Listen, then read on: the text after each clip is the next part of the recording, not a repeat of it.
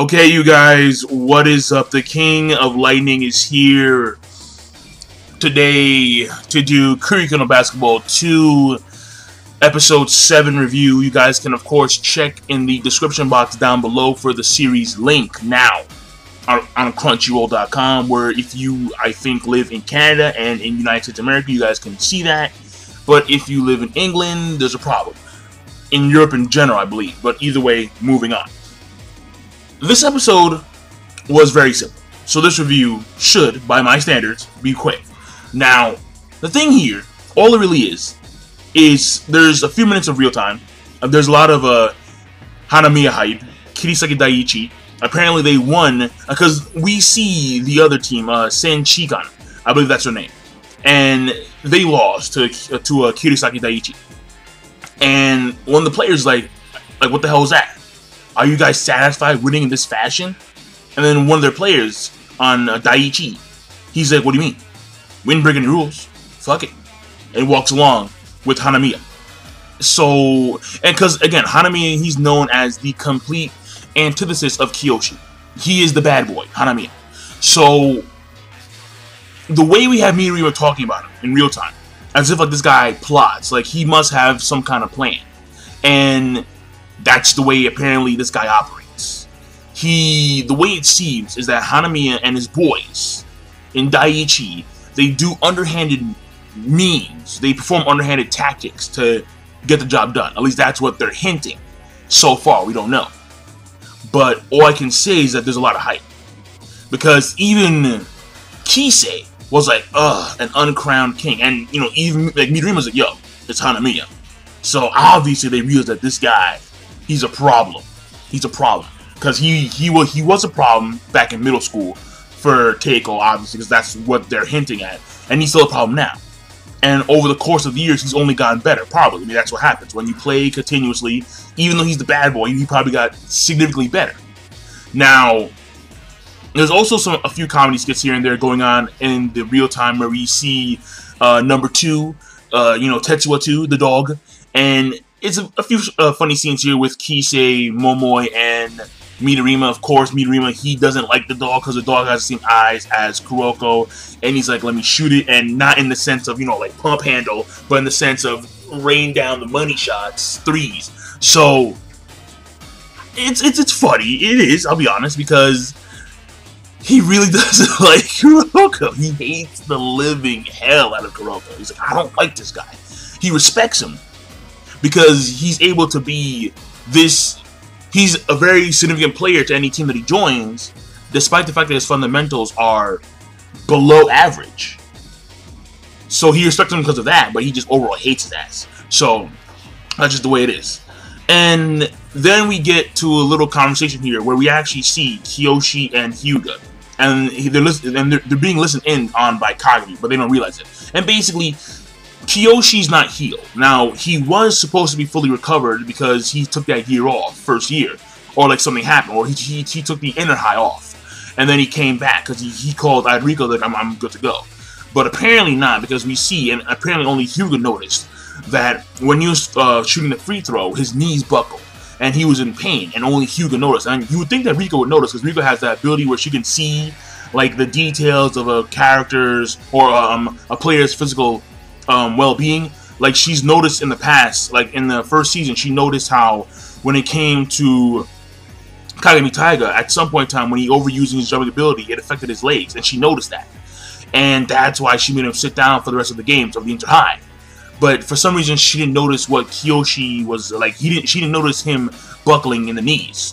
But either way, Hyūga, because Hyūga and Kiyoshi, they're best friends. And from then on, they go into a flashback after Kagami confronts Hyūga, and it's just like pretty much, it's like a bro moment. It's like just straight up bro moments. And it's just like, you love basketball even more than I do. And then Hyūga was trying to play it off like, I don't like basketball because we always lost. And that's the thing I want to go a little more into detail, because I actually like that. Where in which we had Rico and Hyūga. Now everyone else, we had Izuki, we had Rinosuke, we had Kiyoshi, we had the other guy, I forgot his name. They were like basketball team, yeah, let's go, let's go, let's go. But Hyūga and Riko, you know, like the only people in the show so far that have been actually hinted to be like a future couple in the future, a pairing if you want to call it, they despise basketball. Hyūga despised it because of the fact that he didn't win a single game in middle school. Now that's heavy. That's heavy, man. That's very, very, very heavy. When you don't win a single game, despite the fact that you train your ass off, you do all tons of cardio, and we know that he's he's a pretty damn good shooter. But to not be able to win a single game, oh my god, your teammates suck balls. That's number one. Number two is when it came to Riko, she hate the sport because of Teikō. And the fact that because of Teikō, other teams in middle school, they didn't want to try to win. And this was actually explained very well by Izuki, where Izuki actually says, because when they're in the burger restaurant or some fast food joint, slide, you know, make it easy, have it your way. Basically, he's explaining that when it came to their team, because Izuki and Hyūga, they're on the same basketball team in middle school, he's explaining how they would lose to someone, and the team that beat them would lose to another team, and then that team would lose to another team, and then that team would get to the finals and ultimately be double scored by Teikō. So the end result overall was just this chain of losses, and at the end of the day, everyone being trumped by Teikō, at least double scored.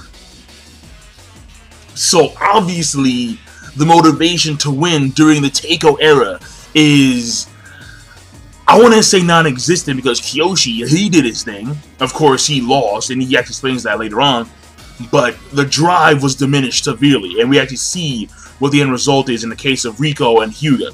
But regardless, with Kyoshi, with some of his persuasion, because, you know, people get sucked into his pace, he's able to actually convince Hyūga, or, you know, he's able to basically, how do I put this exactly? How do I put this? Well, basically, he knows he loves the game, alright?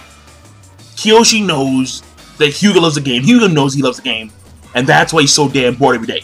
He dyed his hair, trying to act like a punk. I'm gonna take over the school like he's, what's his name? Olga from Beelzebub. I'm gonna take over and shit. Like he's a punk. But no, he's not. He loves basketball. He's gonna play basketball. And that's the way it is. So, all this, I'm a cool guy, blonde hair, video game, punk, take over the school facade, not gonna work out. And even Riko, she checked the gym because she actually, you know, like there's some admiration there. There really is. There's always been admiration between those two. And that's why I kind of say that in the future that they may be a couple, because that admiration will probably lead to like a relationship in the future. Regardless. What I will say is that the episode, again, it is simple. It is straightforward. The flashback, you know, bromance, pretty much. And, I mean, take it as you would, because this is the beginning stages. The thing that I did like the most was the fact that we see Riko, we see Hyūga, and we know what the end result is at the end of all this. They love the sport. She winds up being the coach and the slash manager, and he winds up being the captain and their three-point shooter. But at the beginning, it wasn't the case. So that to me I thought was actually very good. But overall, the episode rating, I'll probably give it an okay, okay plus. So I'll leave it at that. Because the animation was overall okay. The pacing of the story was overall okay. Everything was just okay. So I'm done keylining. Be sure to, of course, rate, comment, and subscribe. As always, peace. Have a nice day.